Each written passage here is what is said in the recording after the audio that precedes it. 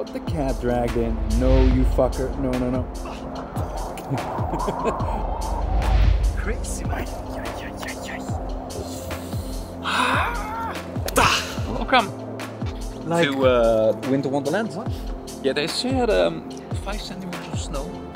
I think we're at least 10 now. You want to go? Yeah, let's go inside.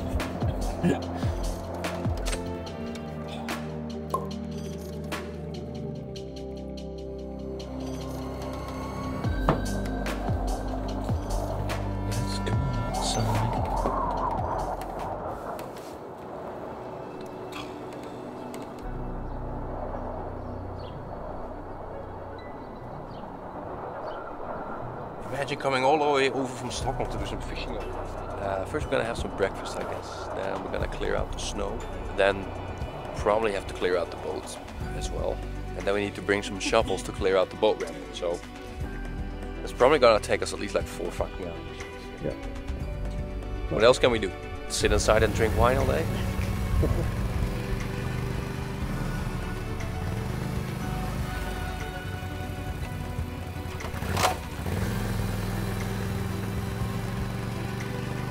To be honest, this is like it's really nice, but it's not that nice for for fishing. I mean, we could always go skiing, or you know, maybe we could borrow Andy's ATV for a forest cruise. But fishing, It's gonna be a challenge. yeah, gonna try to get the boat out, and then we also gotta try to get the boat in the water. But yeah, we'll dig our way in. Yeah.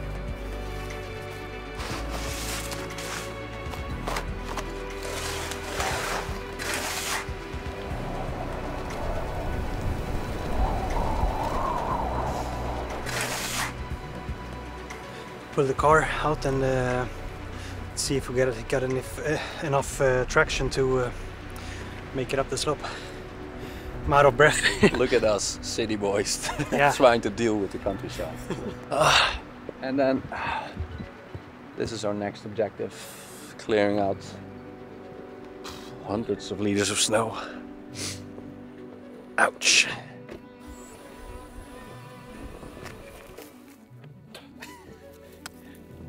Alright, note to self, you... Alright, no, no, I put it correctly. Yeah, it was good. Ah, yeah.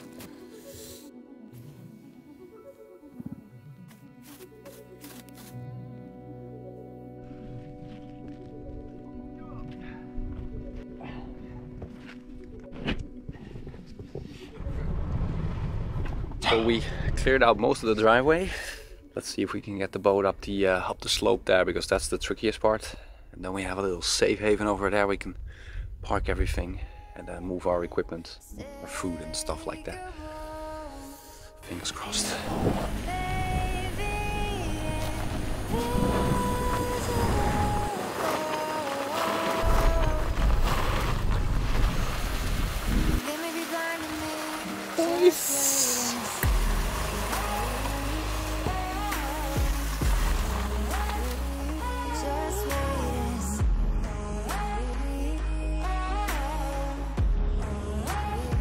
It's 10:30 by now, but it doesn't really matter because it's a bonus. it is a bonus that we're even out here. I didn't expect us to. No. Like when I saw it yesterday.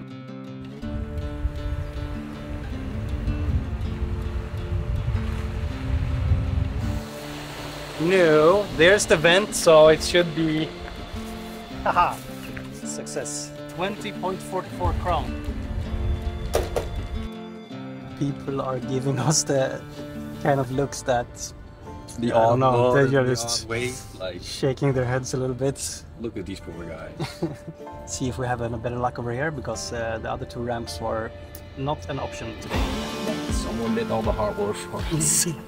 That's what you get for pulling up at 11:40. All right, we found a boat ramp that's gonna...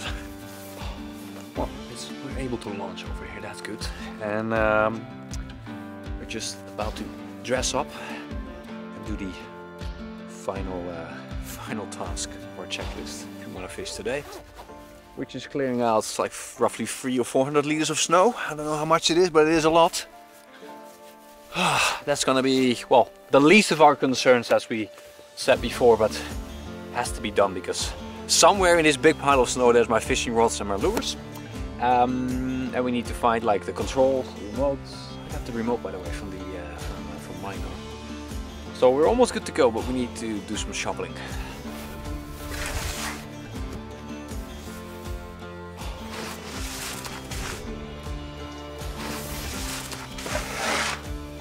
I think the purpose of this was to clear the boat from snow, not gear, buddy.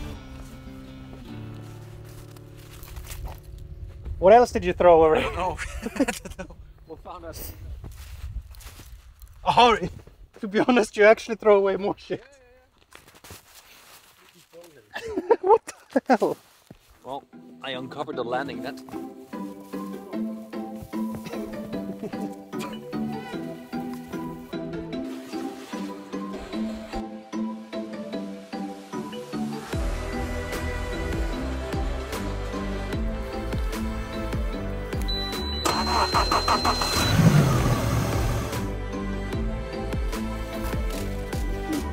We made it! Success! Success! Victory! Victory! Blood and honor!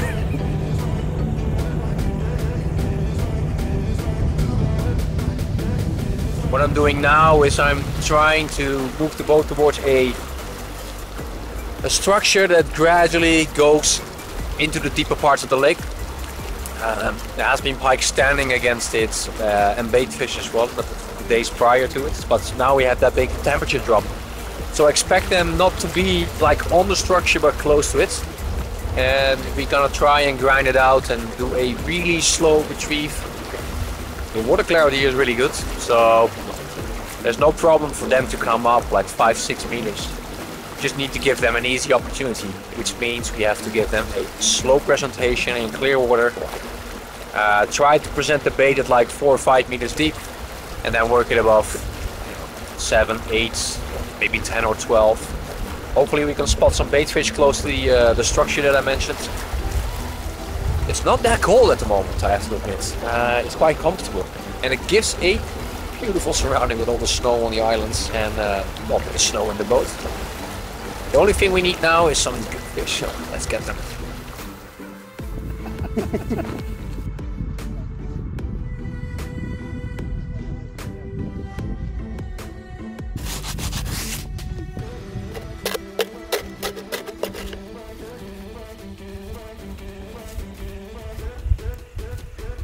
I need to clear out one of the hatches. Jakob brought his rods from Stockholm, but mine, the smart ass that I am, I left mine in the boats. And those, somewhere in here, we got like a rod buckle, I think. Oh, it's already free. And I need swiggling there. Yes. The reel shows, but no, they seem to be good. So. Yes, let's go. Let's do some softbait fishing. We are gonna target the drop-offs close to the deeper water. Maybe inspect some bays, but the water temperature has gone down to 2.4 degrees. A whopping 2.4 degrees. 2 days prior it was 3.9 against structures like this. So the drop in temperature, it doesn't it's not really promising, I have to say. I'm gonna get one of the big Söder Pike Fight Edition rods out. This is a casting weight up to 170 grams, so good to make long casts, slow retrieves. I think I'm gonna start out with a wingman, I guess, with a curly. I don't know what Jakob's gonna pick, but yeah, something big, something with a good profile, and something that is... It's not looking good. We need to de-ice the guides. Something big, something with a good profile, but also something that you can present slow, because I expect them to be not really super active, but let's give it a go, buddy.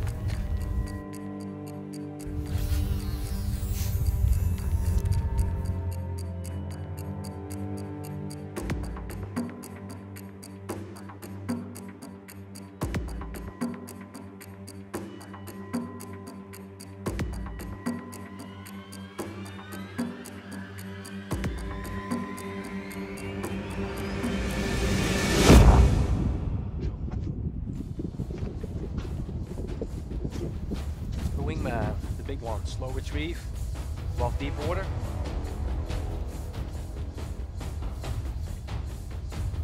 Like everybody. Oh, Jesus.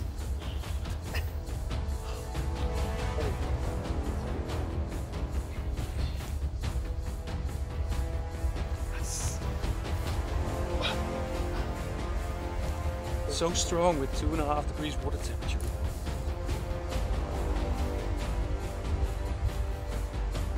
Long one. Nice fish, buddy. Yes. 1 meter one. Something like that, yeah, but she's like really golden. Stunning fish. I'm so happy with this one. It smashed it like the table so hard. I thought you hit the rocks, for sure. No, definitely not. Like it was like I think it was in the beginning of my cast.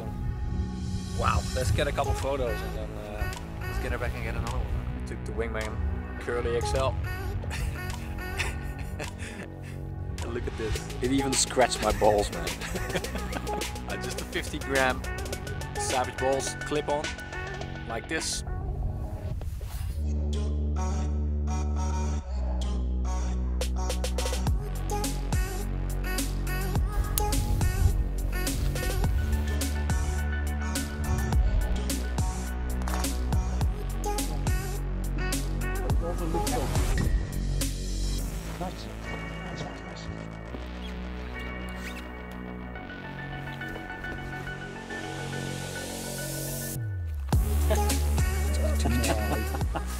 Now he's gonna get cocky. So much fun. Some fresh gold in the bag.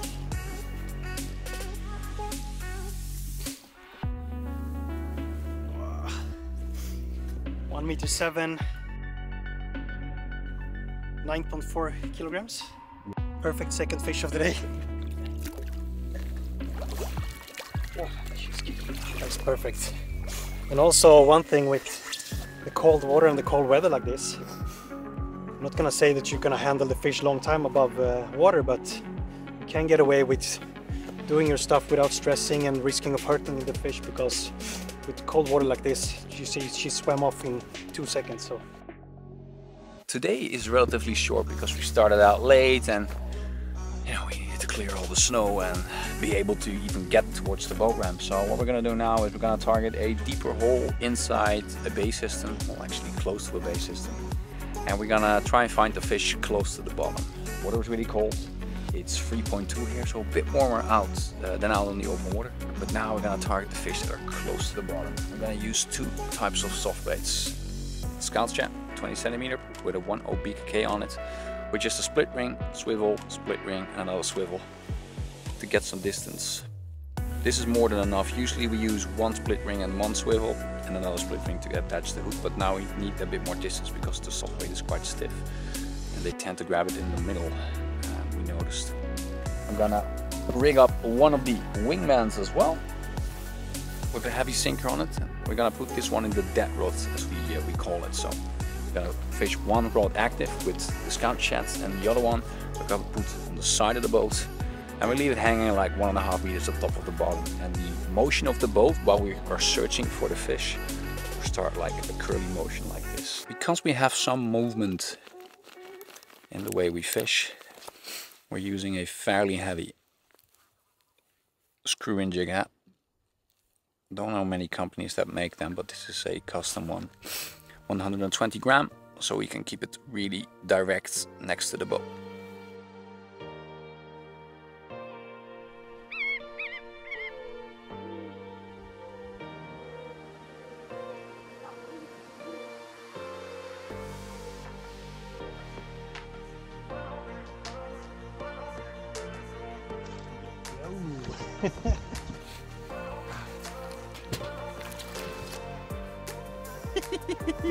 Yes. nice. Let's get it back and get another one because I saw another big fish following. So nice.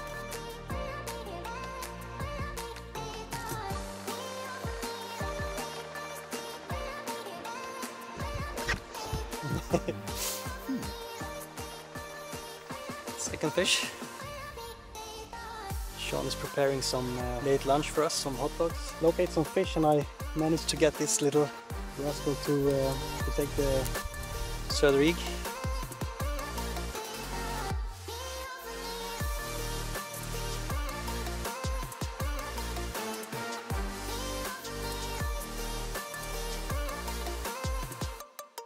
Whoa! Did you see that? So we're gonna wrap it up for today.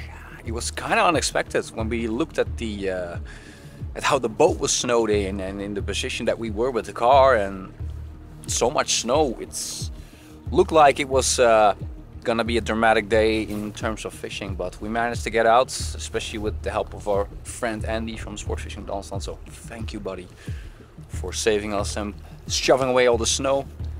Then we eventually found the boat ramp where we could launch the boat, and that was good. And we had 2 amazing fish casting on the deeper water. We only had a couple of hours to fish today.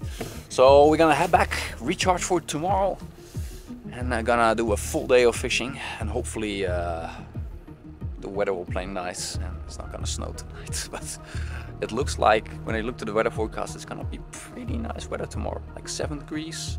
It's gonna be a bit windy, so we might need to dance on the waves, but we're used to it on this big lake. So see you tomorrow, guys. All right, we had to do a little swap of batteries because we were so tired yesterday that I forgot to put the plug in. So the plug from the extension cord. So it's seems like it's much milder weather today, and we have less of a hassle getting the boat up the road. Let's do some fishing, buddy.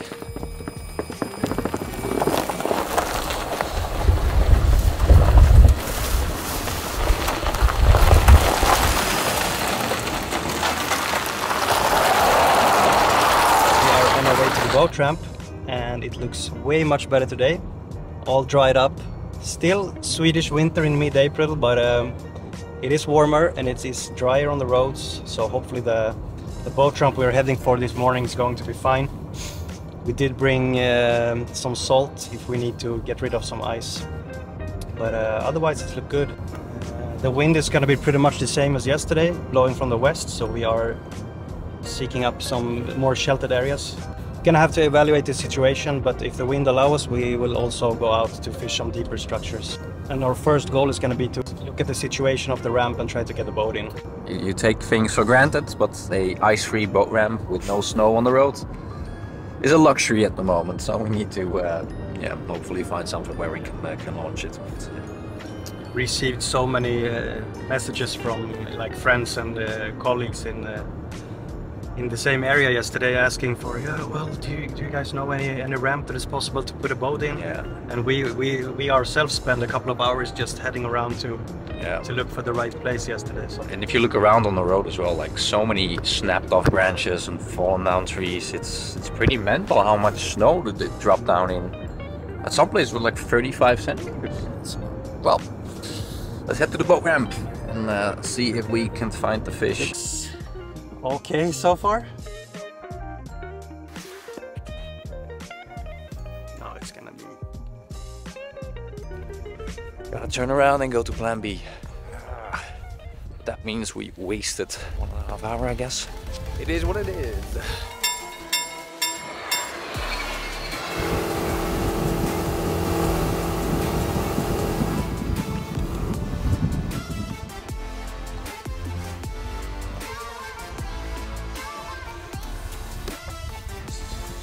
Everything is fucking frozen. But we got the drift set. We are gonna cast against some structure, and then we have a base system in the back.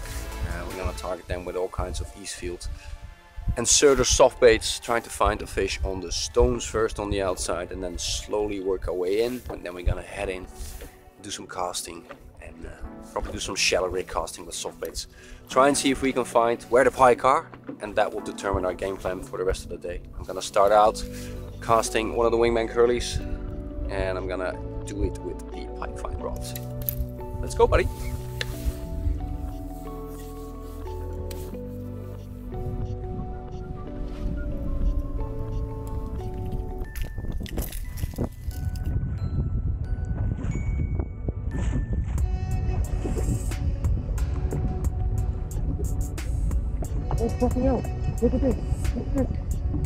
Yeah, I was like literally doing nothing, like orientating, you know, where to drift because the wind is pushing quite hard on the side where we're fishing. And then the scout swimmer was just hanging still close to the boat, and then I looked around and I didn't even feel anything. Like I literally didn't feel anything. This perch hit it, like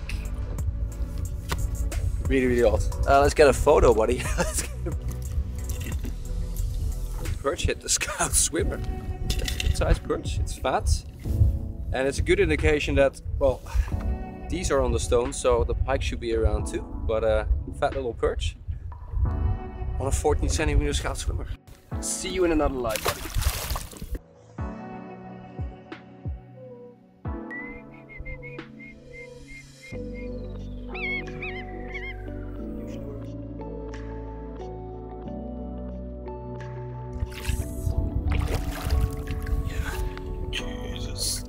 Dude, how fat is this thing? Cuckoo. Thank you, boo.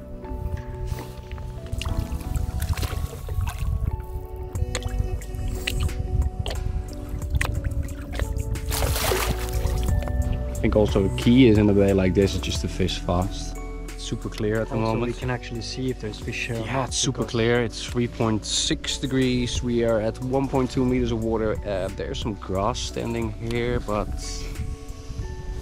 I haven't seen any fish move. no contact yet. Usually you can see small dust clouds in front of the boat when the fish leaves. I think it's key now to go in, see if we got some activity, like see like a dust cloud or see a pike following, or at least get some confirmation that they're in here, and otherwise we're gonna move out. It's no reason to waste like an hour or 1.5 just grinding it out super slow, because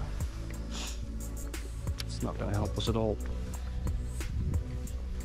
Most likely the fish did move out when the snow came. I think so, but you know, Some of them could still be left, of course.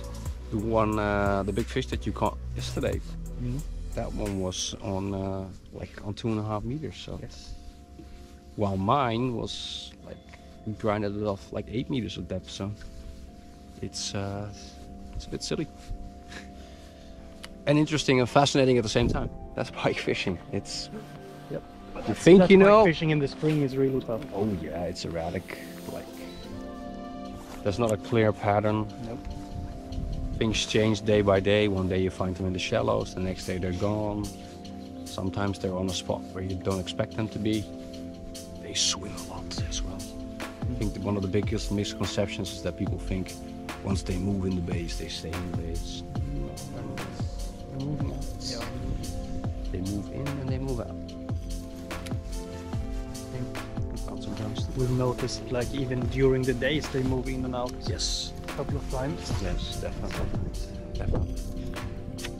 You don't want to be in a sandy bay, right? Where No, they no, can no. just see. You got. I definitely believe that the pikes are scared of predatory birds, because that would also be like for a big pike that would be their only threat. I think like a 1.20 m doesn't have to fear anything, but I don't think. I think that fear of getting snatched from above. I mean, that doesn't go away. It doesn't like, oh, I've crossed the 90 centimeter mark, so I'm safe now. I think they. I don't think that the pike really wants to be on the shallows. Well, they can heat up. Like Yeah, for brief moments, yeah. But I think that they would be most comfortable with some cover from above. or some murky water. Yes. Because then, Or or some depth. thick vegetation. Yeah. Or at least sit at deeper than 2.5 meters, I guess. And then preferably close to the shallow water, because they can move in and out. Check if conditions are good later on in the day, swim out again. I would love to equip some pike with some tracking devices. Yes. Not to catch them, but just to.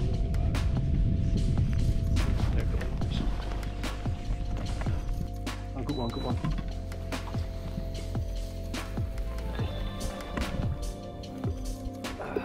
slowly retreat, Scout Shepherd.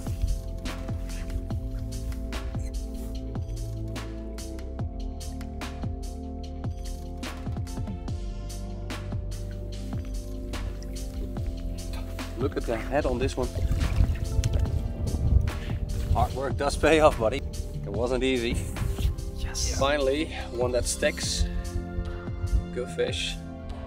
Really slow retrieve in a deeper hole in this bait system. Barely hooked, by the way.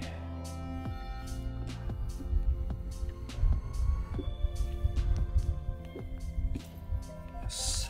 Scout shallow rig with a small little weight underneath it.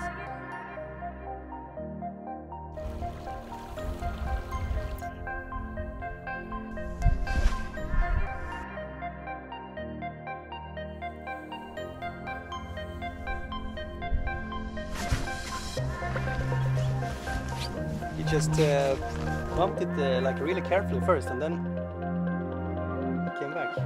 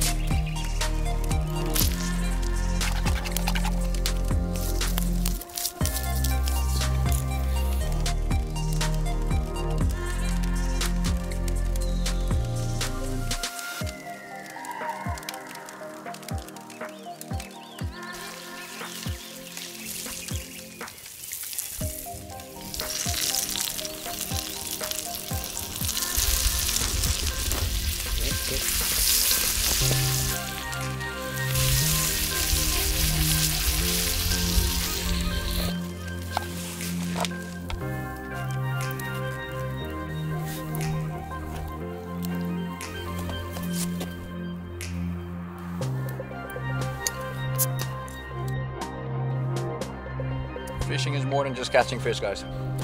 It's also about enjoying quality time with quality friends. So it's not bad being out here.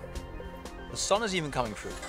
One of the baits you can use to lure these fish from the deep to strike a bait high up or even, you know, in the middle water column is the Wingman Curly XL. This is a 30 centimeter bait, and this one has a rolling action with the classical tailbait movement in the back.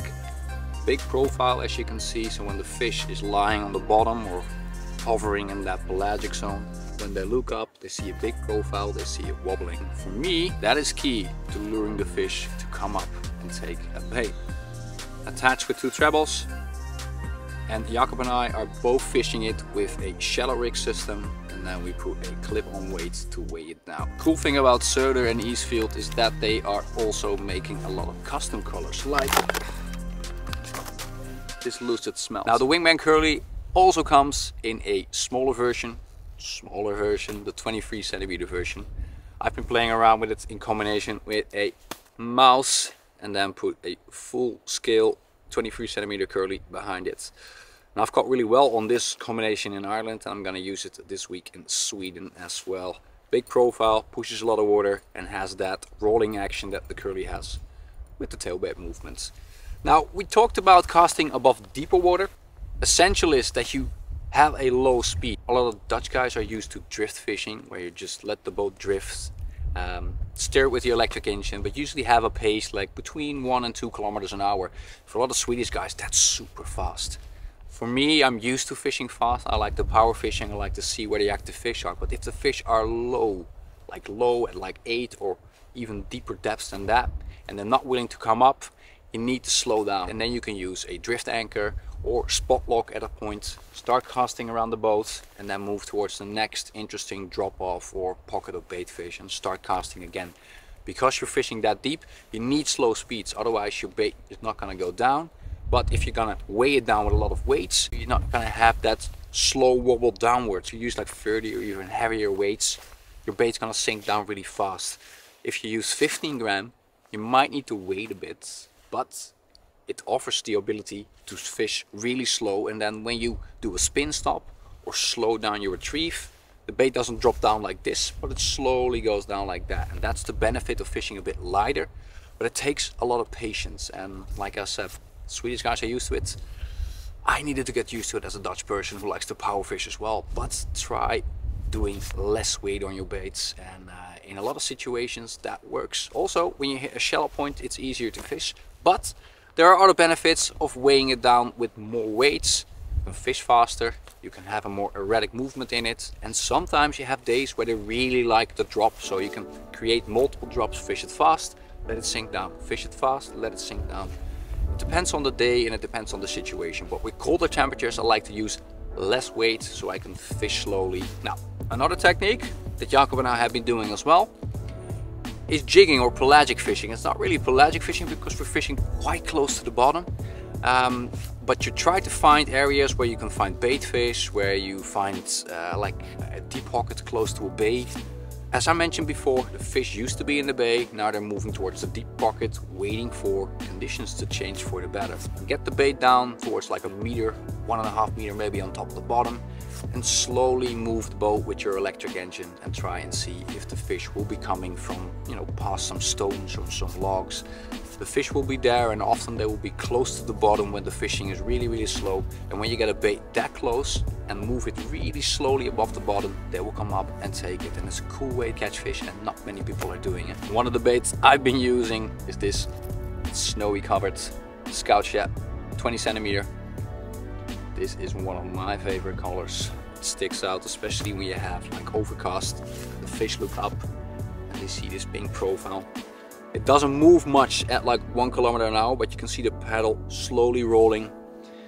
And I try to equip it with heavy jig heads because I want to fish as direct underneath the boat as possible to keep the bait in the cone of the sonar. That's important with a live sonar. It's also important to do that with a regular 2D sonar. I got a size 1 or a 1.0 BKK on the back, and I got a system with a split ring, a swivel, split ring. And if you want to extend it a bit more, you can repeat that.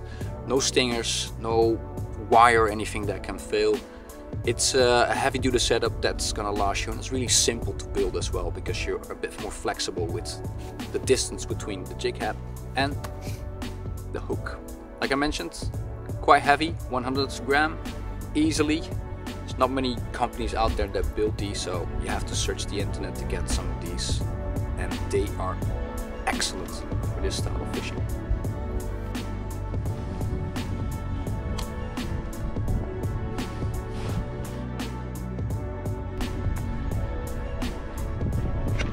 Oh, fucker. On the Lucid Smelt 20 centimeter Scout Shad.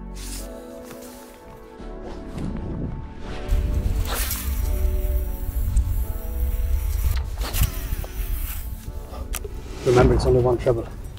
Finally. Can you net it for me? Yeah.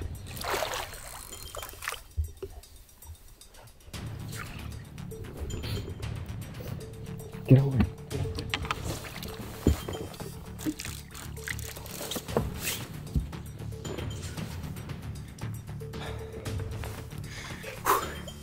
Dude, I'm shaking. Oh, no, it's a huge fish. Dude, it's a fucking giant. It's a giant, buddy.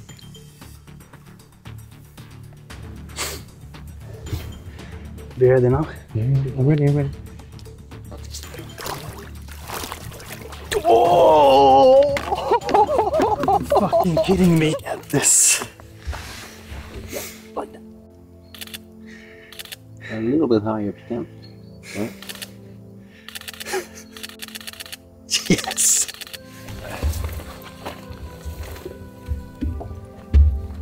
That is 11.5. How's that for an ending? That's a proper ending.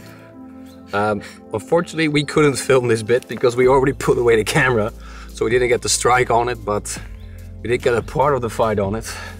But two fat pre-spawners.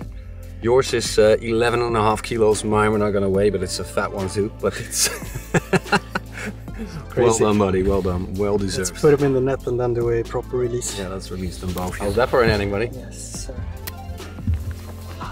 We encountered literally everything from snow, as you can see in the background, which disappeared almost just as quickly as it came here, and cold, wind, sun. I think we got it all. We got it all. We also got big fish, so which we did. which we did, man. Now we have a long way back. Well, you have a long way back. Not you, but I. I'm gonna wrap it up here. Like, this is my last day fishing here as well, but I will head back to the Netherlands, do some non-fishing stuff. Some social life, some civilization and stuff. Yeah, you need it. You've been in the cabin for a couple of weeks. Yeah, I need it. I need to get back. It's good. You're gonna go back to Stockholm, and I'm gonna meet you up in June, I guess. Of course, yeah. Yeah, cool. See you guys. Ciao. Bye.